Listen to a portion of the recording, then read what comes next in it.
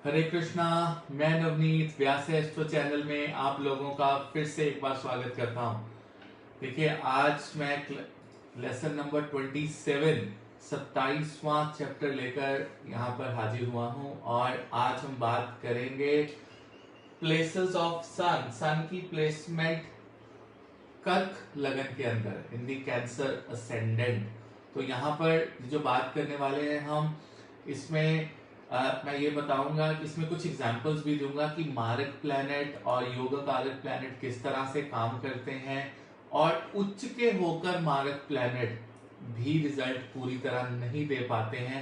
इन सब के बारे में बहुत सी कंफ्यूजन्स जो है वो मैं दूर करने की आज कोशिश करूंगा।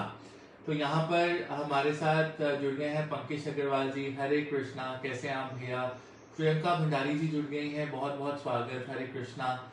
और आई जस्ट टेक अनदर 2 और 3 मिनट्स जब तक मेरे सारे स्टूडेंट्स जो है हमारे साथ जुड़ जाएं, और जैसे ही हमारे सारे स्टूडेंट्स जुड़ जाएंगे और we will take it forward, हम यहाँ से अपनी कक्षा को आगे बढ़ाएंगे।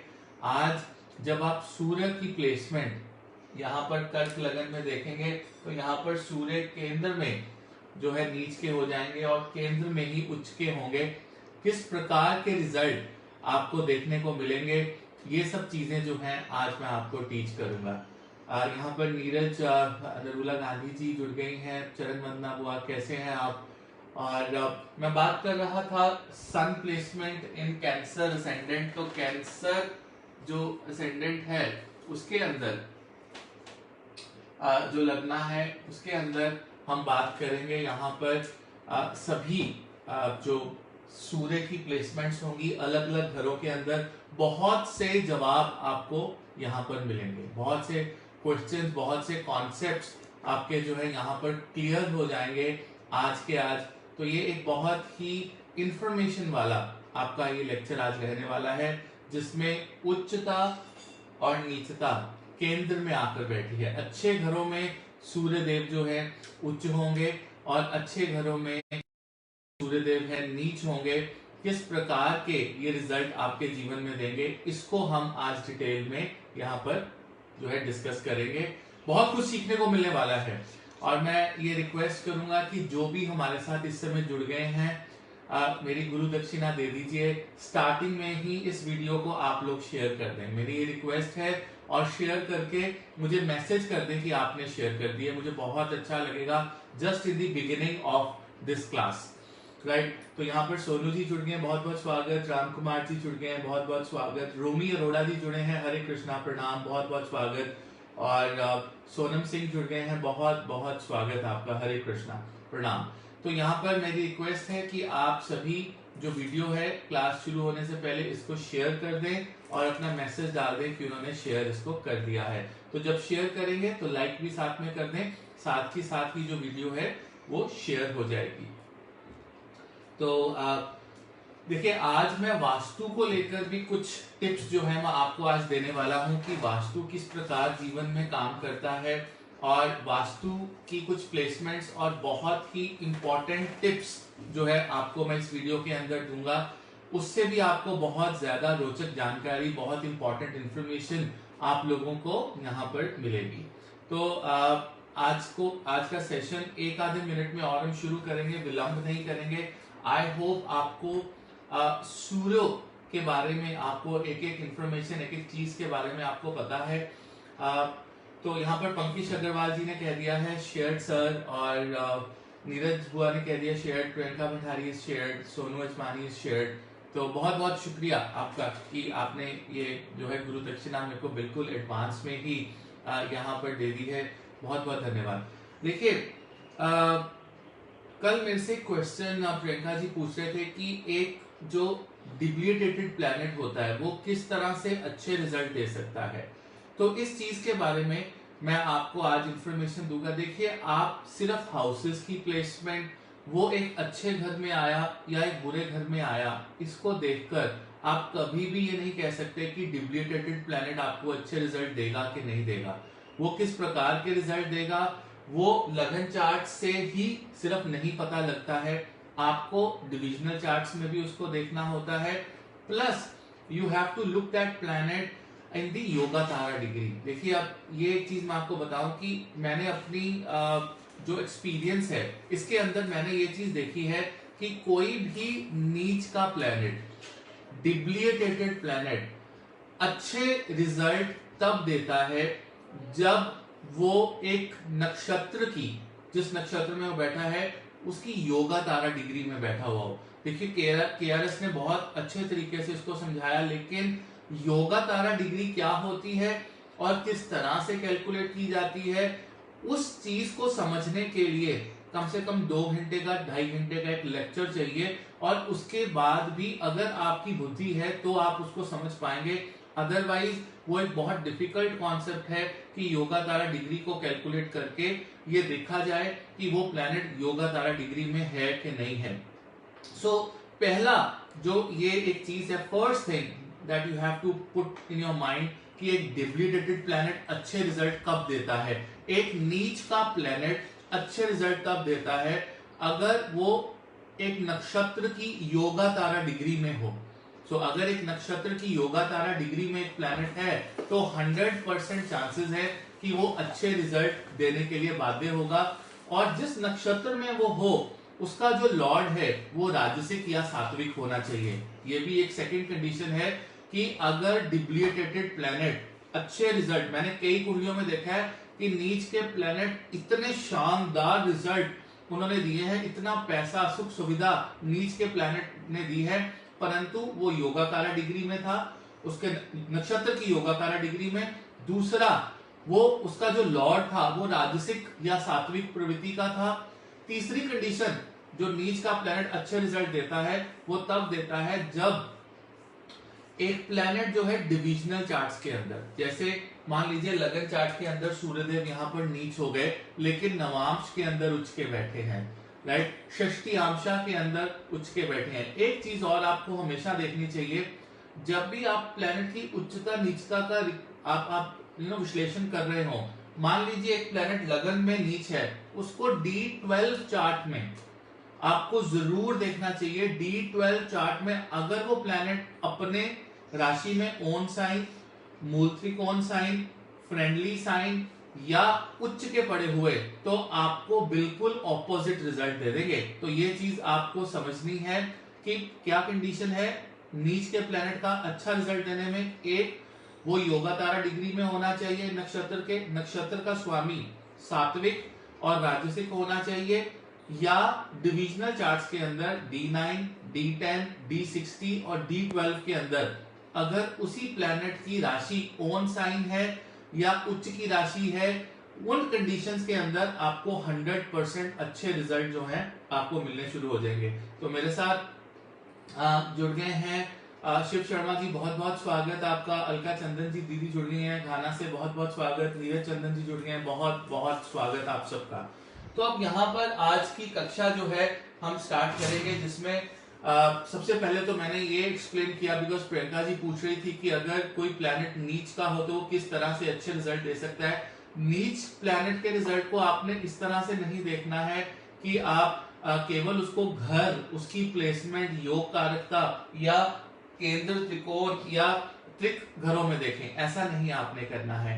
आपने देखना है अलग कंडीशन से जो मैंने आपको बताई, divisional chart, yoga tara degree, नक्षत्र और किस नक्षत्र में वो है, और उस नक्षत्र के जो लॉर्ड हैं वो सात्विक या राजसिक हैं, किस प्रकार के हैं। तो ये सब चीजें आप देखेंगे तो ही आप कैलकुलेट कर पाएंगे कि आपकी जो डिग्री, जो आपका प्लेनेट है वो नीच का होकर भी कितने अच्छे रिजल्ट दे रहा है।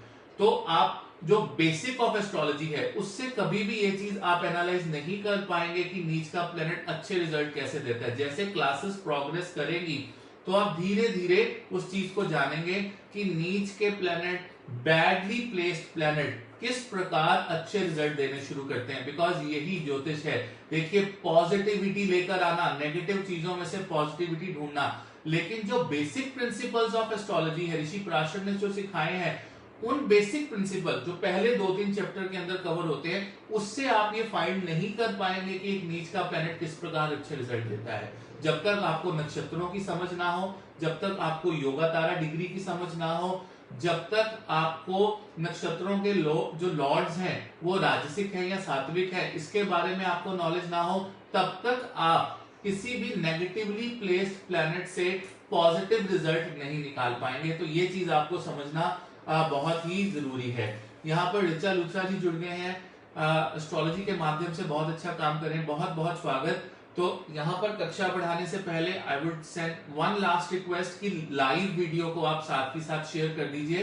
मैं नीरज जी से कहूंगा, अलका जी से कहूंगा, ऋचा जी से कहूंगा, अनंत कुमार जी से कहूंगा कि लाइव वीडियो को शेयर कर दीजिए ताकि ज्यादा से ज्यादा लोग हमारे साथ जुड़े और इस ज्ञान की गंगा में वो अपने आप को जो है पवित्र कर सके और जान सके और अपना कुंडली जो है उसको देख सके। तो यहाँ पर हम आगे अपनी श्रृंखला बनाएंगे। सूर्य, देखिए यहाँ पर जो कर्क लगन है, कर्क लगन के अंदर सूर्य को जो प्लेसमेंट मिली है वो दूसरे घर की प्लेसमेंट मिली है। देखिए जो दूसरा घर होता है वो एक मारक प्लेनेट है, राइट, एक मारक घर है। अब मारक घर होने का क्या मतलब है? मारक घर होने का मतलब है कि मृत्यु नहीं देता है। बार बार मैं आपको यही बात कहूंगा कि जब मैं वर्ड मारक यूज करता हूं तो इसका मतलब ये है कि मारकता जो है उसका मतलब ये नहीं कि मृत्यु हो जाएगी या मृत्यु मिल जाएगी, नो। उसका मतलब ये है कि मारक घर जो है वो इस तरह के दुख देता है जो मृत्यु तुल्य होते हैं, which is equivalent to death. तो ये मारकता की डेफिनेशन है। यहाँ पर सूर्य को दूसरे भाव के स्वामित्व मिला। दूसरा भाव का स्वामित्व मिलने का मतलब ये है कि यहाँ पर जो दूसरा घर है वो धन, कुटुंब, वाणी का सिग्निफिकेटर माना जाता है और सूर्य देवता यहाँ पर उनकी लॉर्डशिप दूसरे भाव में आई। और यहाँ पर ये अपने मित्र जो है चंद्रमा, इनके मित्र तो हैं क्योंकि ये दोनों देव प्लैनेट हैं, परंतु ये जल तत्व और अग्नि तत्व होने की वजह से जो है यहाँ पर एक कॉन्फ्लिक्ट, एक कंफ्यूजन पैदा हो गई है। अगर सूर्य देवता का जो पावर है कुंडली में ज्यादा हुई तो वो अग्नि तत्व बढ़ जाएगा और जल तत्व को खत्म कर देंगे, और अगर जल तत्व ज्यादा स्ट्रांग हुआ इस कुंडली के अंदर तो वो अग्नि तत्व को खत्म कर देगा। तो ये एक इम्बैलेंस, डिसबैलेंस हो जाता है इस कुंडली के अंदर। इसीलिए सूर्य देवता इस कर्क लगन की कुंडली के अंदर एक मारक ग्रह माने गए हैं, एक अच्छे प्लेनेट नहीं माने गए हैं, राइट। सो यहाँ पर ये चीज आपको समझनी बहुत जरूरी है। यहाँ पर अगर सूर्य देवता लगन में आके बैठ गए, देखिए लगन में जब सूर्य देवता आएंगे तो धन, कुटुंब, वाणी को लगन के ऊपर बिठा देंगे, मतलब आपके ऊपर धन, कुटुंब, वाणी बैठ जाएगी। तो इससे क्या होगा, एक तो आपकी वाणी अच्छी नहीं होगी, आप गाली गलौज कर सकते हैं, आप बहुत ज्यादा तीखा अपने जीवन के अंदर बोल सकते हैं। ये प्रॉब्लम्स आपको जीवन में 100% आने वाली है। ऐसे लोगों से बहुत मिनिमम बात कोई करता है जीवन के अंदर, क्योंकि उनको पता है जब भी ऐसे लोग बात करेंगे या कोई ना कोई किसी प्रकार की कॉन्वर्सेशन करेंगे तो वो हीटेड आर्गुमेंट में कन्वर्ट हो जाएगी। बिकॉज सूर्य जो है यहाँ पर वाणी, देखिए यहाँ पर कम्युनिकेशन की बात नहीं कर रहा हूं मैं, वाणी की बात कर रहा हूँ। वाणी जो है वो उग्र हो जाती है, बहुत उग्र वाणी, बहुत लाउड जो है वॉइस हो जाती है। कई लोगों को आपने सुना होगा वो कहते हैं कि मेरी आवाज ही ऐसी है, मैं ऊंची ही बोलता हूँ, मैं ऊंची ही बोलती हूँ। मैं ये नहीं हूं कि मैं अग्रेसिव बात कर रही हूँ या मैं लड़ाई झगड़ा कर रही हूँ, लेकिन उनकी वाणी ही उग्र हो जाती है।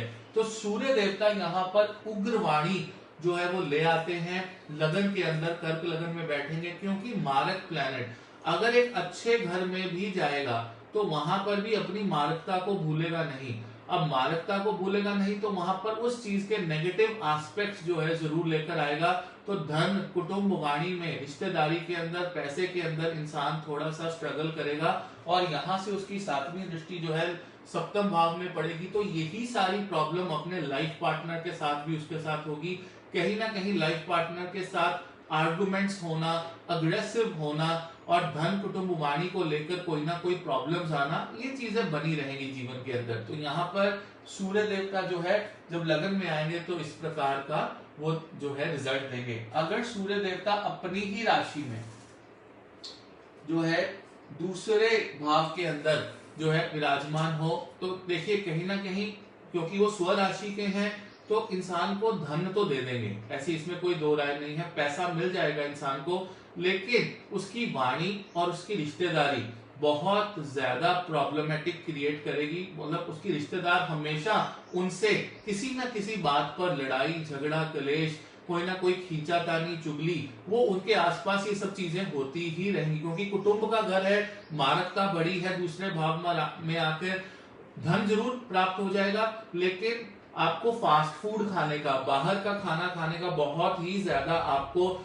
जो है मन करेगा। ऐसे इंसान हफ्ते में 4 या 5 दिन बाहर खाना खाने के शौकीन होंगे और उनका दिल करता रहेगा कुछ ना कुछ बाहर से मंगवा लिया जाए या बाहर जाके खा लिया जाए, क्योंकि सूर्य यहाँ पर सेकंड हाउस में जो टेस्ट बर्ड्स होता है उसमें एनर्जी और पावर दे देते हैं, तो बहुत ज्यादा फूडी हो जाता है इंसान। तो ये एक दूसरी चीज सूर्य की यहाँ पर होती है, which is technically not a good thing, because then if you eat so much from the outside, there are chances of you getting sick, there are chances of you getting problems, क्योंकि यहाँ पर सूर्य जब पंचम भाव में आएंगे तो जल तत्व की राशि में आएंगे, तो 100% कहीं ना कहीं जो है पेट की प्रॉब्लम जब सूर्य पंचम भाव में होते हैं तो वो दे ही देते हैं। तो ये एक प्रॉब्लम यहाँ पर मुझे साफ नजर आती है कर्क लगन की कुंडली के अंदर जब सूर्य दूसरे भाव में जाकर बैठ जाते हैं।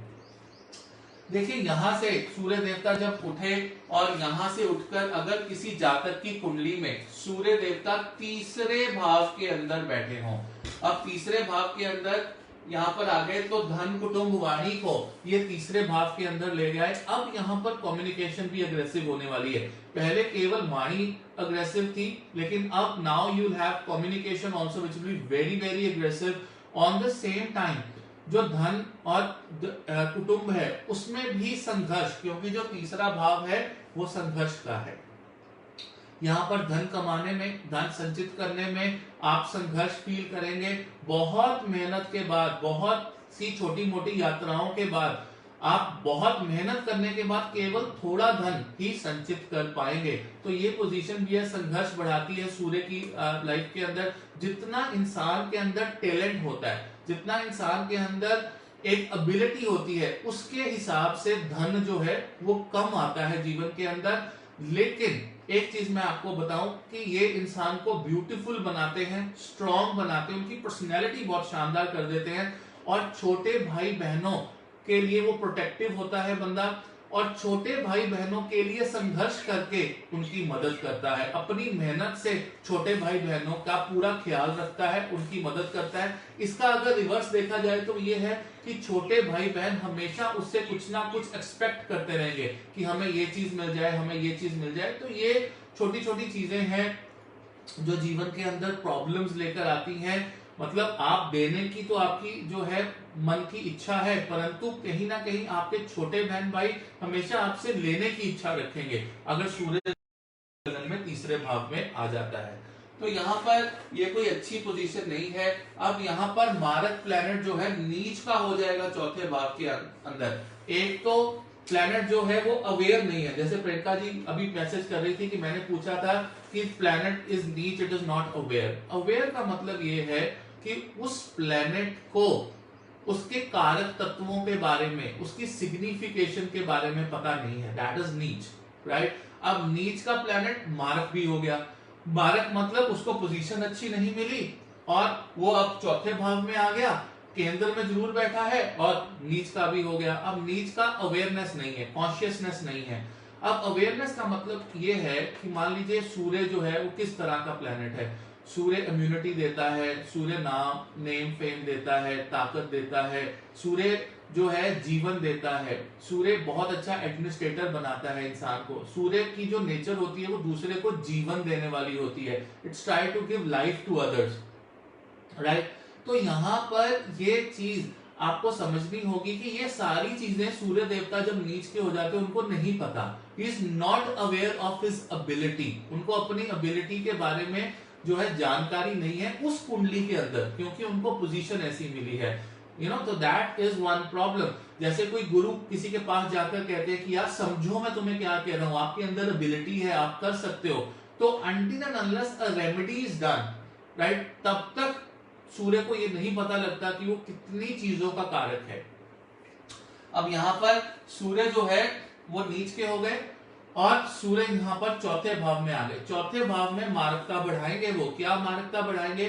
धन, भूमि, वाहन, जो कुटुंब है, यहाँ पर अगर आपकी कोठी बन रही है और कहीं सूर्य की दशा स्टार्ट हो गई, राइट, सूर्य आपके चौथे भाव में नीच के बैठे हैं, कोठी कंप्लीट नहीं होगी, कोई ना कोई प्रॉब्लम, दिक्कत, परेशानी वहां पर बनी रहेगी, चाहे फाइनेंशियल प्रॉब्लम आ जाए, चाहे नक्शा खराब बन जाए, हो सकता है कि घर पे आपको ये कह दे कि मुझे नक्शा नहीं पसंद है, तो मैंने कई सर्कमस्टांसेस में देखा कि पूरा घर गिरा के दोबारा से बनाया जाता है। तो ये भी एक जो है वहां पर किसी ना किसी तरह की दिक्कत परेशानी पैदा करेगा। गाड़ी लेने जाएंगे तो वहां पर या तो लोन लेने में कोई प्रॉब्लम आ जाएगी या कोई पेपर वर्क के अंदर प्रॉब्लम आएगी, क्योंकि सूर्य जो है यहाँ पर चौथे भाव में, कंफर्ट्स के भाव में प्रॉब्लमेटिक होकर बैठ गए हैं।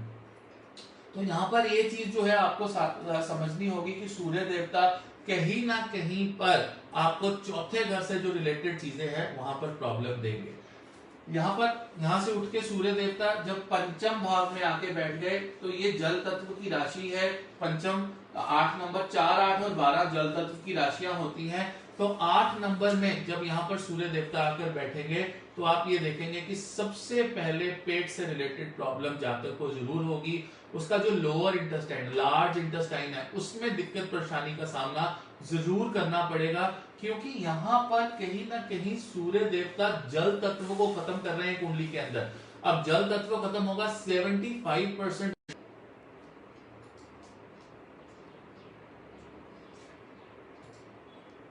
Okay, so I am live. No, I think yes, I'm live again. Done. Now Priyanka is saying that also means that Sun is also unaware of his bad elements. No, it is not unaware because he is Marak, right? So you must understand this, that he is Marak. For an example, now I give an example difference between a soldier and a terrorist. Okay, now what happens if a soldier is at a place where he's not aware of anything, though he's aware that he's a soldier? Okay, so you must understand that. And if a planet, is a soldier, then he's aware of his thing, that he's there to save life, right? उसके बारे में उसको पता होगा, लेकिन उसकी duties उस जगह में क्या है, उसको कैसे ऑपरेट करना उस जगह पे, उसके बारे में उसको नहीं पता है, right? On the same time, because astrology जो है वो एक सिद्धांत पे नहीं चलती। प्रियंका जी, अगर आपने पकड़ लिया कि वो नीच है और आप ये भूल जाए कि वो मारक है, ऐसे नहीं होगा। या आप ये सोचें कि वो नीच है और वो योग कारक है, ऐसे नहीं होगा। ये स्व राशि का है, उसका नक्षत्र, उसकी योगा तारा डिग्री, ये सारी चीजों का कॉम्बिनेशन है ज्योतिष। जब तक आप कॉम्बिनेशन से जवाब नहीं देंगे, कॉम्बिनेशंस को माइंड में रखकर कोई स्टेटमेंट देंगे, आप हमेशा कंफ्यूज रहेंगे, आपको समझ में नहीं आएगा। जैसे फॉर एग्जांपल आपने ये सोचा कि नवनीत सर ने बताया कि एक सूर्य जो है अगर वो नीच का होगा तो वो अनअवेयर होगा। अब आप ये लेके जा रहे हैं कि वो अनअवेयर होगा किस चीज का, कि आप कह रहे हैं कि वो जो है मारक है, तो वो अपनी मारकता भी भूल जाएगा। नो, वो अपनी मारकता नहीं भूलेगा, लेकिन उस पर्टिकुलर घर में उसे जाकर क्या करना है, कैसे करना है, उस चीज को भूल जाएगा। क्योंकि नीम जो होता है वो हमेशा नीम ही रहता है, आम जो होता है हमेशा आम ही रहता है। अब वो नीम और आम किस तरह से यूज होंगे, राइट, उस पर डिपेंड करेगा। वो गल के सड़ के कहीं पे गिर जाएंगे, या गला सड़ा हुआ आम भी कोई देखेगा तो उसको बोलेगा ये आम ही है। तो आप मेरी बात समझिए कि उसकी जो एसओपी है, स्टैंडर्ड ऑपरेटिंग प्रोसीजर के बारे में उस प्लेनेट को पता नहीं होगा, लेकिन उसकी मारकता और उसकी योग कारकता उसके साथ रहती है, because that becomes the basic instinct of that planet. और आप सिर्फ एक चीज को मत पकड़िए यहाँ पे कि वो उच्च है या नीच है, आप ये चीज पकड़िए कि उच्च नीच के साथ साथ वो योग कारक है, मारक है, ऑपोजिट साइड में है, स्व राशि में है, मूल त्रिकोण में है, किसमें है, इन सब के कॉम्बिनेशंस को कहकर आपको जो है जवाब देना है। क्योंकि जब आप आगे अपने जीवन में बढ़ेंगे, ज्योतिष को सीखेंगे, नक्षत्र को सीखेंगे, तो आपको अपने सवाल के बारे में पता लगेगा कि आप किस तरह का सवाल कर रहे थे। क्योंकि वो जो सवाल होगा वो मीनिंगलेस हो जाएगा जब आप आगे ज्योतिष को पढ़ेंगे, क्योंकि अब आपको रियलाइज होगा कि अरे हाँ, क्योंकि यहाँ पे मारक प्लेनेट भी है, अनअवेयर भी है, लेकिन वो अनअवेयर बन अपनी मारकता का नहीं है अनअवेयर, वो अनअवेयर है उस सिचुएशन का जिस सिचुएशन में वो उस घर में जाकर बैठा है। क्योंकि प्लेनेट मारक जो होता है वो पोजीशन की वजह से हुआ है, और जिस घर में जाके बैठ गया वहां के लिए वो अनअवेयर है, रिजल्ट उसके जो है सारे कॉम्बिनेशन के साथ देगा। तो यहाँ पर सूर्य देवता को हम आगे लेके जाते हैं छठे भाव के अंदर। अब छठे भाव में जब सूर्य देवता यहाँ पर चले गए तो यहाँ पर मारक प्लेनेट छठे भाव में आ गया। धन कुटुंब वाणी यहाँ पर छठे भाव में आ गई, और ज्यादा खराब होगी। छठा भाव का कॉम्बिनेशन और क्या है, किस प्रकार का कॉम्बिनेशन है, आपकी कर्जे का, रोग, ऋण, शत्रु, हानि, ये सब जो है एड अप हो जाएंगे धन कुटुंब वाणी में। तो धन कुटुंब वाणी जो है रोग शोक में यूज होगी। कहीं ना कहीं आपके कर्जे जो है वो बढ़ते जाएंगे, धन आएगा आपके घर में, लेकिन बहुत सा धन जो है थ्रू डेट आएगा, थ्रू कर्जों के थ्रू आएगा। तो यहाँ पर ये चीज आपको समझनी जरूरी है कि ये भी कोई अच्छी प्लेसमेंट छठे भाव में नहीं है। एक तो मारक थे, दूसरे जो है त्रिक हाउसेस में जाकर बैठ गए। This is again going to be a bad position. यहाँ पर रोज किसी ना किसी बात पे कोई ना कोई आर्ग्यूमेंट, झगड़ा जो है जातक का होता रहेगा। सूर्य की दशा, अंतरदशा और प्रत्यंतर, देखिए दशा तो जीवन में, लाइफ में केवल एक ही बार आती है, लेकिन जो अंतर है और प्रत्यंतर है वो जीवन में काफी बार आते हैं। इसलिए सूर्य को एनालाइज करना, उसकी रेमेडीज डेली बेसिस पे करना बहुत जरूरी है। यहां से सूर्य देवता जब सप्तम भाव में जाकर बैठेंगे, 7th हाउस के अंदर सूर्य देवता एक तो अपनी मित्र राशि के नहीं है, अब मारक प्लैनेट है और मारक घर में जाके बैठ गए हैं। तो अगर ये अकेले बैठे हों तो ये बहुत ही गलत पोजीशन हो जाती है पार्टनरशिप को लेकर, डेली वेजेस को लेकर और आपकी मैरिड लाइफ को लेकर। देखिए कहीं ना कहीं डेली वेजेस में बहुत ज्यादा संघर्ष और प्रॉब्लम पैदा कर देंगे। सारा दिन आप मेहनत करेंगे, दुकानदारी करते हैं, फिर भी शाम को आपको अच्छे रिजल्ट नहीं मिल पाएंगे सूर्य की ये पोजीशन के कारण। लेकिन आपको बार बार मैं ये कहना चाहूंगा कि आपने अपने जीवन में ये जरूर देखना है कुंडली के अंदर कि सन की नवांशा के अंदर, दशांशा के अंदर, डिविजनल चार्ट्स के अंदर क्या पोजीशन है, नक्षत्र कौन सा है। कहीं ना कहीं नक्षत्र से, डिविजनल चार्ट से, उसकी डिग्री के बराबर से, मान लीजिए यहाँ पर सूर्य की डिग्री ही 2 डिग्री है या 3 डिग्री है, तो उसकी अब इस केस में मारकता जो है वो कम होगी, क्योंकि उसको पता तो है कि वो मारक है, लेकिन उसमें पावर नहीं है, उसमें दम नहीं है। तो आप ये चीज मत सोचना कि नीच के प्लेनेट में दम नहीं होता। नीच के प्लेनेट में खराब करने का पूरा दम होता है, राइट। लेकिन दम कहां से खत्म होता है, पावर कहां से खत्म होती है प्लेनेट की, उसकी डिग्री से। अगर डिग्री वाइज बलाबल नहीं होगा प्लेनेट के अंदर, तो मैं कह सकता हूं। एक और शतबल का भी एक कॉन्सेप्ट होता है जो मैं आपको समझाऊंगा। शतबल को भी आपको देखना बहुत जरूरी है। तो यहाँ पर सूर्य जो है पार्टनरशिप में, 7th हाउस में personal partnership as well as professional partnership, दोनों में किसी ना किसी तरह की प्रॉब्लम जो है क्रिएट करते रहेंगे। लेकिन मैं बार बार आपको ये कहना चाहूंगा कि आपको position, divisional charts, degree wise आपको देखते रहना है। यहां से सूर्य देवता जब 8वें भाव में जाकर बैठ गए, यहाँ पर शनि देव, उनके जो ऑपोजिट प्लेनेट हैं, उनकी मूल त्रिकोण राशि है, और मूल त्रिकोण राशि में अष्टम भाव में भी सूर्य देवता जो है वो इतने अच्छे रिजल्ट आपको जीवन में नहीं देंगे। यहाँ पर कोई ना कोई प्रॉब्लम जो है वो क्रिएट करते रहेंगे, और ऑब्स्टेकल्स, दिक्कतें, परेशानी, कठिनाइयां, इन सब का सामना आपको करते रहना होगा। हिडन जो चीजें हैं, मतलब आपको समझ में नहीं आएगा कि ये प्रॉब्लम कहां से मेरे सामने आ गई। एक प्रॉब्लम खत्म होगी, दूसरी हिडन प्रॉब्लम बिल्कुल सामने आने के लिए तैयार होगी। तो ये सूर्य की अच्छी पोजीशन नहीं होगी कर्क लगन के अंदर। यहां से सूर्य देवता भाग्य स्थान की तरफ गए, और भाग्य स्थान में जब गए तो सबसे पहले आपका सोच का डिफरेंस होगा आपके और आपके पिताजी के बीच में। Your father and you will have different mindset. दो आप अंदर से प्यार बहुत करते होंगे, परंतु माइंडसेट में चेंजेस, माइंडसेट एक डिफरेंट वे में होना 100% हो सकता है उसमें। यहाँ पर सूर्य देवता जो है कहीं ना कहीं इंसान का भाग्य थोड़ा सा जरूर वृद्धि करेंगे, लेकिन संघर्ष पैदा करेंगे, क्योंकि है मारक हैं। तो बहुत स्लो रिजल्ट, बहुत से उपाय करने के बाद शायद कोई एक किरण जागे जिसमें भाग्य जो है आप इंसान का साथ दे दे, पर अदरवाइज यहाँ पर भाग्य को, लक को भी वो कहीं ना कहीं कम जरूर करेंगे।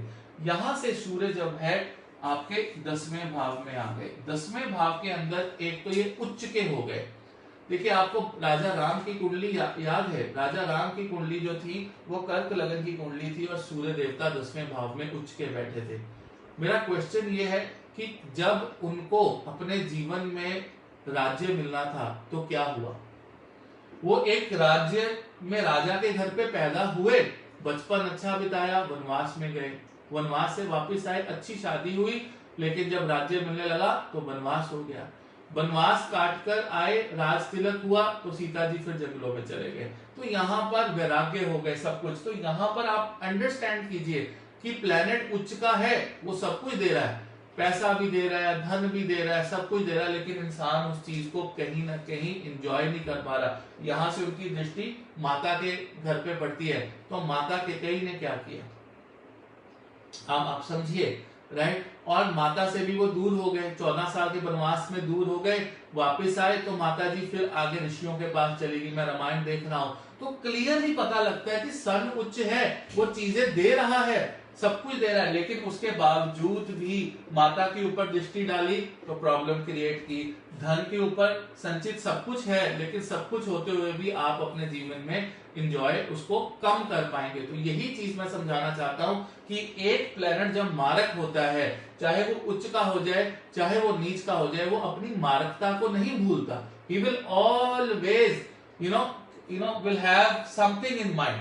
तो ये जो चीज है कि वो मारकता की जो चीज है हमेशा उनके मन में रहेगी। यहाँ पर सूर्य जब मान लीजिए आपके 11वें भाव में आके बैठ गए, 11वें भाव में पैसा जरूर दे देंगे, क्योंकि धन जो है वहां से जो है संचित हो जाता है, आपको लिक्विड मनी की कोई कमी नहीं होगी, लेकिन कहीं ना कहीं लिक्विड मनी आती रहेगी, लेकिन आप उसको सेव नहीं कर पाएंगे। पैसा आएगा, लग्जरी आएगी, समाज में लोगों को लगेगा आपके पास बहुत पैसा है, बहुत पैसा है, बहुत पैसा है, परंतु कहीं ना कहीं अंदर से आप जो है कर्जे के नीचे होंगे, या आप खाली होंगे, या आपके पास बहुत लिक्विड पैसा आएगा लेकिन आपको पता नहीं लगेगा कि कहां चला गया पैसा, कहां से आया और किधर निकल गया। इधर अभी तो मेरे पास इतने पैसे थे, 6 महीने बाद देखा कि मेरे पास 5-10 करोड़ आया था, आज 10 लाख रुपया भी नहीं पड़ा। कोई पैसा आपसे ले गया, कोई उधार मांग लिया, हर एक की जरूरत निकल आई, किसी रिश्तेदारी में जरूरत निकल आई, कोई अच्छा दोस्त आपका दिल का जिगर का टुकड़ा वो आपसे 1-2 करोड़ ले गया और उसका दिवालिया हो गया, उसको पैसे नहीं जो है वो दे पा रहा है आपको। इस तरह की कंडीशंस जो है यहाँ पर जो है सूर्य देवता ले आते हैं 11वें भाव के अंदर। ऐसे जातकों को पैसा जो है अपने यारी दोस्ती के अंदर, फाइनेंस के अंदर लोगों को बहुत सोच समझ के देना चाहिए। पैसा आएगा और आप बांट देंगे, और फिर आपको जब जरूरत होगी तो आपको कोई पैसा नहीं देगा। ये चीज अक्सर लोगों के साथ देखी जाती है। इस चीज को आपको अपने जीवन में ध्यान से जो है कैलकुलेट करना है। यहां से सूर्य देवता जो है 12वें भाव के अंदर आपकी कुंडली में अगर चले गए तो ये मारक है, मारक होकर 12वें भाव में बैठे हॉस्पिटलाइजेशन, जेल यात्रा, खर्चे, बीमारी, इन सब को आपके लाइफ के अंदर एनहांस कर देंगे, बढ़ा देंगे, प्रॉब्लमेटिक होंगे। लेकिन this is not the end of the world. ये दुनिया में वर्ल्ड का जो है एंड नहीं है। या it is you have to go and search the position of sun in the Navamsha chart, in other divisional charts, you have to see the Yoga Tara degree of the nakshatra. If you see all these things, तो यहाँ पर आपको शायद कोई ray of hope नजर आ जाए। और एक बात की मैं आपको गारंटी लेता हूं कि कोई भी कुंडली ऐसी नहीं होती है जिसमें ray of hope ना हो। 100%, 110% हर एक कुंडली के अंदर कोई ना कोई ray of hope अगर आप ढूंढना चाहें तो आपको मिल जाती है। और उस रे ऑफ होप को आपको एनहांस जब आप जीवन में करेंगे तो आपको रिजल्ट जो है बहुत अच्छे अपने जीवन के अंदर मिलने शुरू हो जाएंगे। तो यहाँ पर ये सूर्य की प्लेसमेंट थी यहाँ पर, और basic placement of Surya, how it gives the result. ये वेरी करेगा नक्षत्रों के ऊपर, ये वेरी करेगा डिग्री बलाबल के ऊपर, ये वेरी करेगा कंजंक्शंस के ऊपर, किस तरह की कंजंक्शंस जो है बन रही हैं, ये वेरी करेगा दृष्टियों के ऊपर। और सूर्य अगर राहु और केतु के साथ हुए तो जो ग्रहण योग बनता है उस पे भी ये वेरी करेगा। तो यहाँ आपको इन सब चीजों को कंसिडरेशन में रखकर कंबाइन कर आपको जो है स्टेटमेंट देनी होगी। और वो आप तब दे पाएंगे जब धीरे धीरे आप ज्योतिष को और डीपली सीखेंगे, आपकी रुचि बढ़ेगी उसके अंदर, और आप ज्योतिष को बहुत कुछ मानेंगे अपने जीवन में। जब आप ये चीजें करेंगे तो आप किसी को भी बहुत अच्छा रिजल्ट उस पर्टिकुलर कुंडली में से निकाल के दे सकते हैं और अपनी कुंडली में से भी आप बहुत अच्छा रिजल्ट जो है अपने जीवन के अंदर निकाल पाएंगे।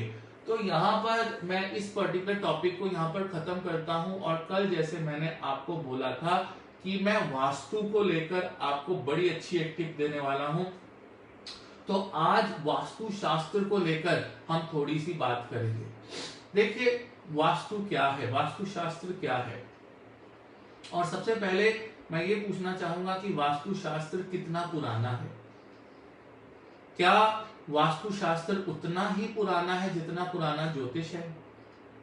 देखिए मैं जब रामायण देख रहा था तो मैंने उसमें देखा कि वहां पर भी ऋषि, जो ऋषि अगस्त थे, ऋषि वशिष्ठ थे और ऋषि वाल्मीकि, इन सब लोगों ने वास्तु शास्त्र भगवान राम को पढ़ाया है। जब उनके सब्जेक्ट्स बताए जा रहे थे तो ऋषि वशिष्ठ भी बता रहे थे, राइट, कि हम उनको ये सिखाएंगे, ज्योतिष, वास्तु शास्त्र, शस्त्रों की नॉलेज, वेदों, चारों वेदों को पढ़ाया जाएगा, तो उसमें वास्तु वर्ड भी यूज हुआ है।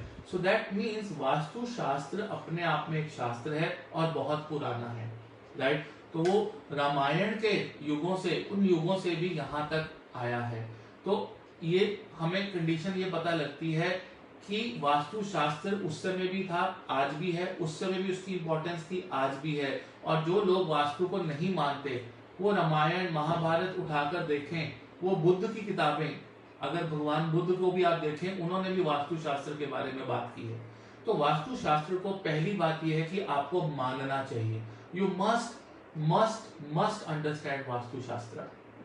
दूसरी चीज, आपको सबसे इंपॉर्टेंट मैं चीज यहाँ पर ये बताना चाहूंगा कि आपकी कुंडली में 4 डायरेक्शंस होती हैं। कुंडली के अंदर बेसिक 4 डायरेक्शंस होती हैं और वास्तु के अंदर 4, 8, 16 और अब तो 32 डायरेक्शंस के बारे में भी बात की गई है।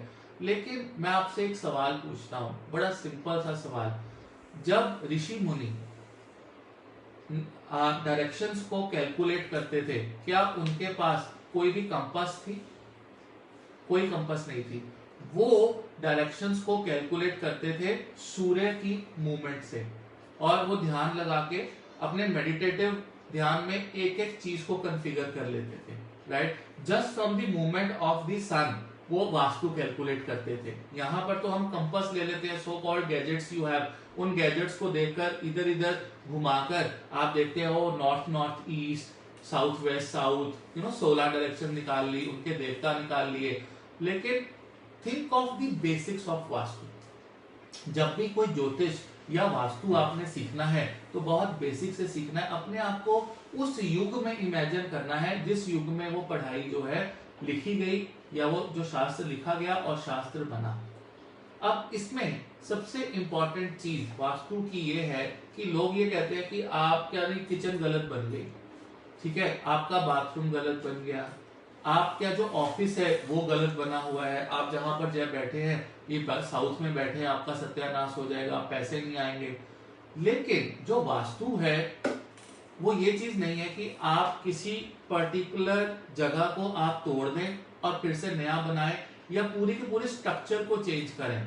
अगर कोई चीज वास्तु के हिसाब से गलत बन गई है, दैट डज नॉट मीन कि उसके अंदर स्ट्रक्चरल चेंजेस आने चाहिए।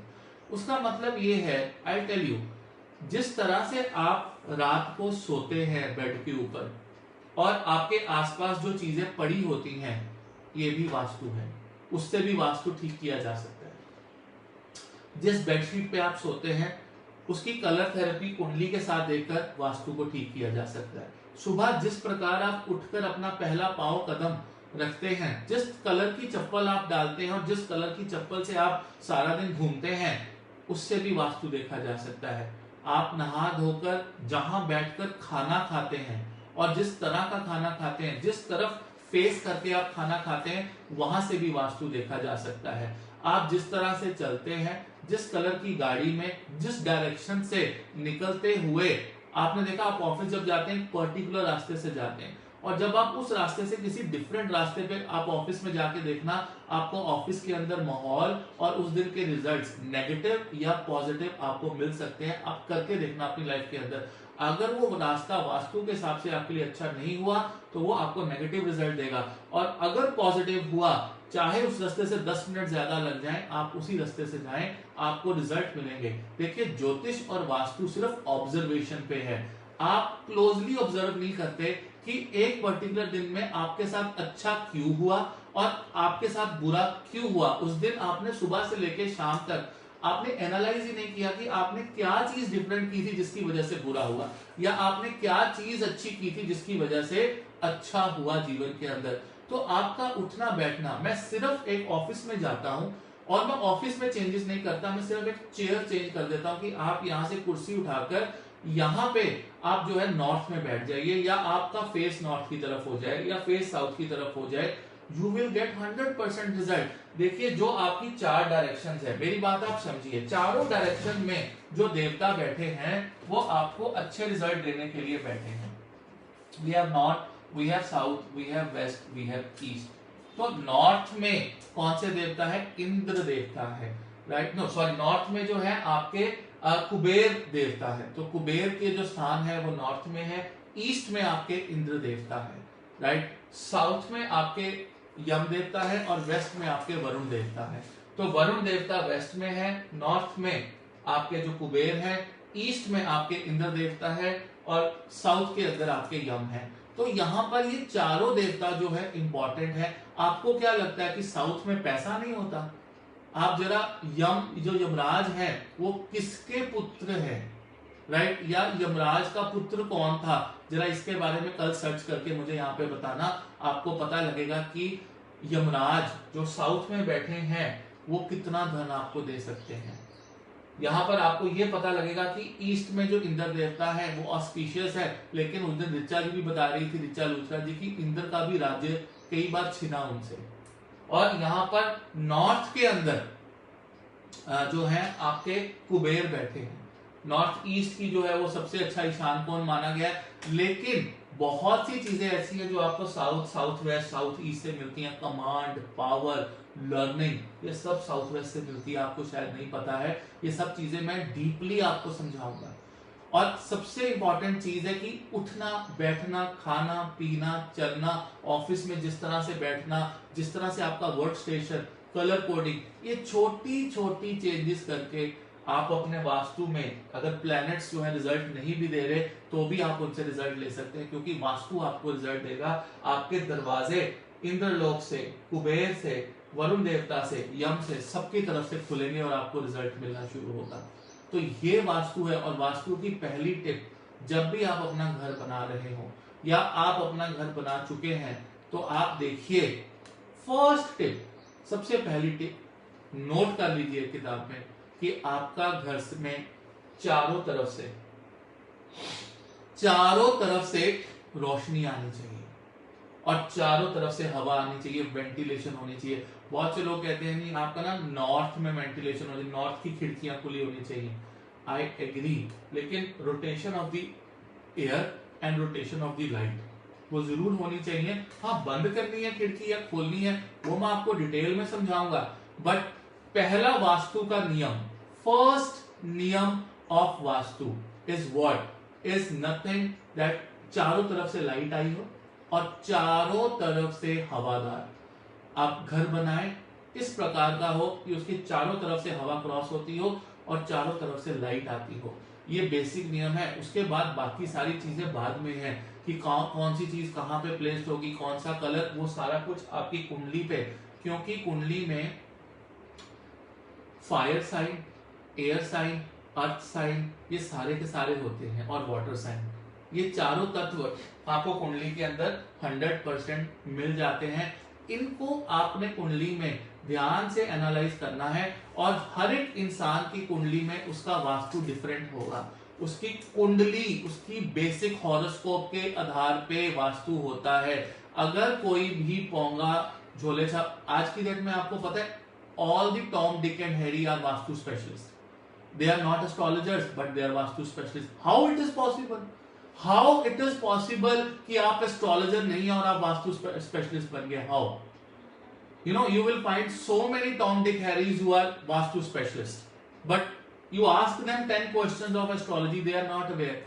आपकी कुंडली देखे बिना कैसे कोई वास्तु आपको बता सकता है? जब आपकी कुंडली में मान लीजिए वाटर साइन 4, 8 और 12 जो वाटर साइंस हैं ये पावरफुल है, जो पैसा देते हैं, और आप जो है उनके जो एयर साइंस हैं, जो वेस्ट में जहां पे शनिदेव हैं, वहां उनको स्ट्रॉन्ग कर रहे हो, राइट? क्योंकि जी आपने वेस्ट फेसिंग घर ले लिया, बहुत अच्छा होगा, आपका ये हो जाएगा, वो हो जाएगा। That is wrong. Vastu is based on the कुंडली। अब नेक्स्ट क्वेश्चन है कि घर में बहुत से लोग रहते होंगे, कईयों के वाटर साइन स्ट्रॉन्ग हो गए, कईयों के अर्थ साइन स्ट्रॉन्ग हो गए, कईयों के एयर साइन स्ट्रॉन्ग हो गए, लेकिन डिपेंड करेगा कि हेड ऑफ द फैमिली कौन है, डिपेंड करेगा कि घर पे किसके नाम पे घर है, उसका देखना। अब पीपल से south is bad, I am living in south facing, right?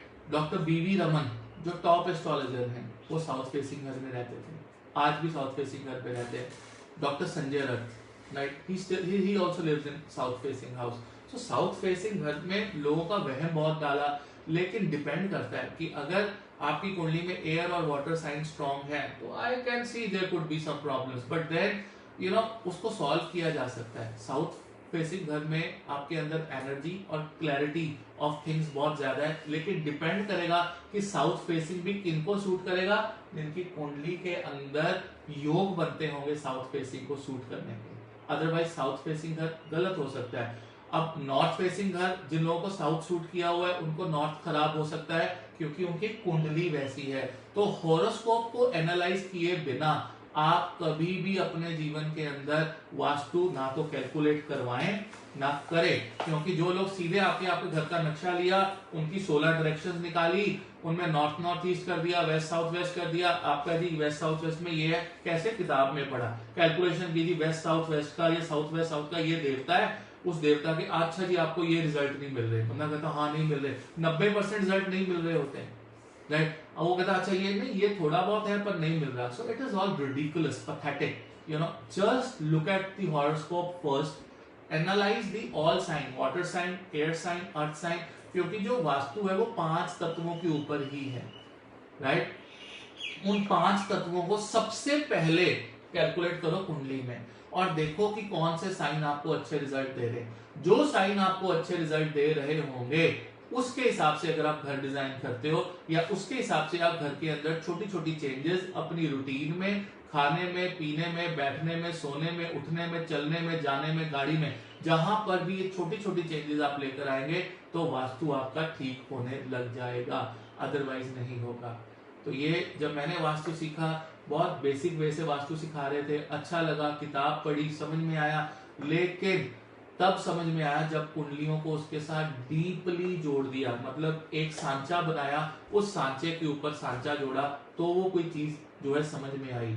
It is like plug, the plug is goes inside then the electricity, तब लाइट जलती है। तो वो जो बेसिक जो सॉकेट है वो आपकी कुंडली है, और वो जो प्लग है वो वास्तु है। So the vastu goes inside your socket, वो पूरा का पूरा एक कनेक्शन बनता है, फिर जाके आपको रिजल्ट मिलते हैं, otherwise it's all nonsense. I mean, whatever you're listening, any Tom, Dick and Harry is a Vastu specialist, right? He's coming to your home, taking the Naksha, making 16 directions and telling you all this, without looking at your horoscope is all pathetic. It's all ridiculous. Never do that in your life. Never.